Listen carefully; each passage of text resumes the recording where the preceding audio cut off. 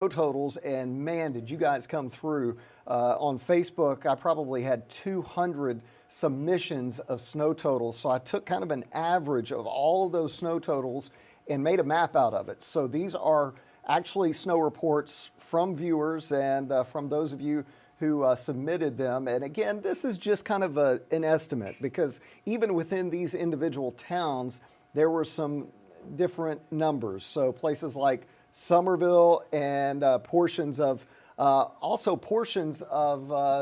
Fayette County and all the way over into parts of West Tennessee. That's where we saw some of the highest totals out there. So man, look at that, 5 to 7 up to 8 inches in some areas. So a big amount of snow that fell across parts of West Tennessee. And then of course, as you went south, you ran into the sleet, and that sleet occurring from Oxford to all the way along 278 back toward Clarksdale. And you folks there in Clarksdale, it changed over to snow eventually. But again, amounts even here in Shelby County ranged anywhere from about 4 to 7 inches. There were reports in Eads and Arlington of 7 or 8 inches of snow. Unbelievable. What an event, and really panned out just like we thought, with that higher amount, especially south and east of Memphis, but we certainly saw our share here in Shelby County. Let's talk about what we're tracking though. The snow and sleet's over. Extreme cold remains in place for the next couple of days. Snow will also remain for several days, just because we're not going to get out of this cold anytime soon. Not much going on. First alert Doppler radar. Things are pretty quiet there this evening. So here's a look at road temperatures.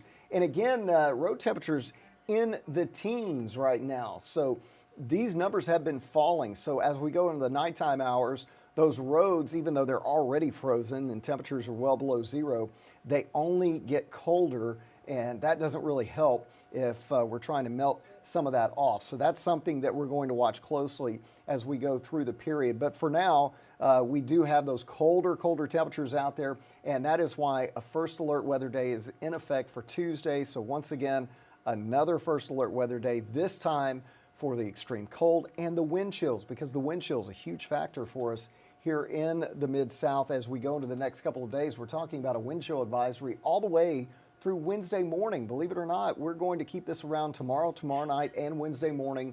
What does a wind chill advisory mean? Well, it means it's going to feel dangerously cold. We're talking anywhere from -1 to -9. In fact, it feels like -5 right now in Memphis. I walked outside a little bit ago, and I was thinking to myself, I've never been to North Alaska, but if I had, this is probably what it would feel like, because it just looks and feels much different than just our typical cold air that we see here across the Mid-South. But anywhere from -1 to -5, that's what it feels like right now. Let's talk about what's going to happen with the feels like forecast as we go through the period. And those numbers only going down even more. Believe it or not, by tomorrow morning, I'd say -5 to -10 across the Mid-South will be a good bet. And there could even be some numbers even lower than that. So extremely dangerous cold weather if you're out there for any length of time. You really have to have every part of your skin covered. Any exposed skin could have frostbite in a very quick amount of time. Let's take a look at Futurecast and show you what to expect as far as any precip. Again, the precip gets out of here by tomorrow morning. The clouds may linger in some areas. Temperatures hovering around 8, 9, 10 degrees in most areas. Then as we go through the afternoon, only rising into the mid to upper teens, even with sunshine breaking out in some areas. Now, clouds could linger places like Corinth, Selmer, and Ripley for much of the day. So don't be surprised if you get stuck in the clouds over there. But for the rest of us, it is just going to be frigid across the Mid-South. And again, our record for today is 8, so we may get very close to that tonight before midnight, so we may actually tie or break a record here. Then we turn our attention to the next system, and here it is.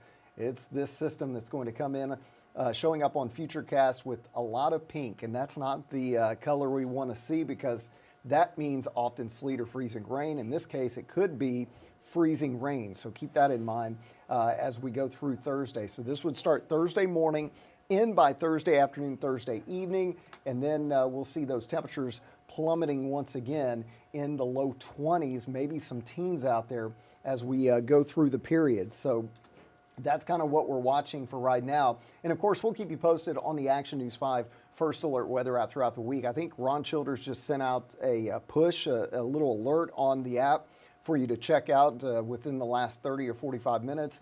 And then he's also updating the website, actionnews5.com, so you can go to all the different places and find the latest information, the latest forecast. And of course, we're going to keep you posted the rest of the week on this next system coming in Thursday. I think we'll finally go above freezing by, say, Sunday, especially Sunday into Monday, with temperatures back in the 40s to near 50. That's going to feel like a big heat wave compared to what we've seen over the past several days. So we'll look forward to that, and that's when we'll see most of this really start to melt off. Some of it will melt off late in the week, but the sunshine, even with the sun, it's going to take a good while. In the meantime, let's talk about what's going on out and about across the area. And Kelly Cook is in the storm tracker right now. And Kelly, what are you seeing where you're at here in Memphis and across the Mid-South?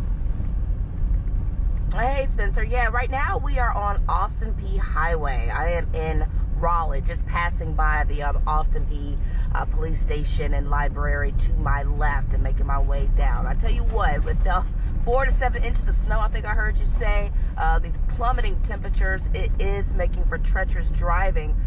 But in Raleigh, I have certainly seen city crews out and attempting to clear these roads. We saw at least 2 plows, two or three plows making their way up and down Yale Road, others going down Austin P Highway. So they're making their way around, focusing on the major roadways. I've been making my way around the city of Memphis. I kind of got to rank it. I was on Poplar Avenue, and I thought driving on Poplar was pretty good. Germantown Parkway was for sure about the best that I had seen as far as traveling. And then when I made my way to Bartlett, that was not the best travel, I would say. A lot of snow was on the ground, and a lot of snow is on the ground here in Raleigh. So your best bet, if you can, just stay at home. No need to get out. No need to try to drive around in these on these roads. And if you do, please take your time. We are definitely seeing people getting stuck in the snow, especially when you start trying to veer off into some of your favorite businesses and gas stations to pick something up. Those parking lots can be very treacherous as well, because they have to shovel out themselves. And also, if you are getting out to go to one of your favorite stores or restaurants to grab something to eat, call ahead if you can, because a lot of places are closed because of the bad weather. A lot of closed businesses, so call ahead because when you show up, you might find out McDonald's or wherever you were trying to go did not open their doors. But yeah, taking it easy here on the roads throughout the area, so slow down, and if possible, Spencer, we've been saying it all week, stay at home. Let's send it back to you. Thanks a lot, Kelly, for that report. And of course, you can see as her shot there is just iced over roads there in portions of northern and northwestern Shelby County, and a lot of the side roads look like that. I know I-40 is a little bit clearer right now.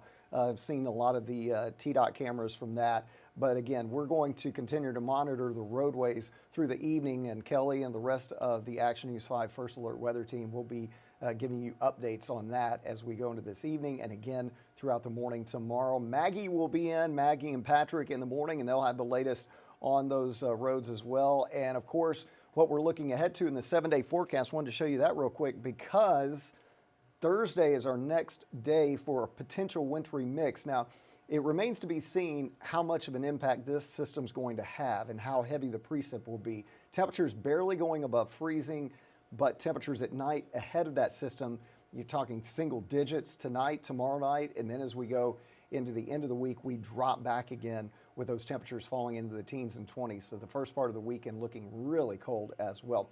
Chief Meteorologist Ron Childers, he'll be talking more about this on Action News 5 at 10 tonight. Again, tomorrow is a first alert weather day because of the extreme cold and the extreme wind chills that we'll be seeing across the Mid-South. So keep that in mind, and of course, we'll keep you posted. In the meantime, we're watching the weather. We'll keep you advised through the next few days, but just kind of hang tight, and hopefully we'll get this all cleared off and get back to normal here soon. In the meantime, hope you guys have a great night. We'll have another update coming up in the next hour at the top of the hour, so be sure and join us. Ron will be back with you with the latest on the forecast.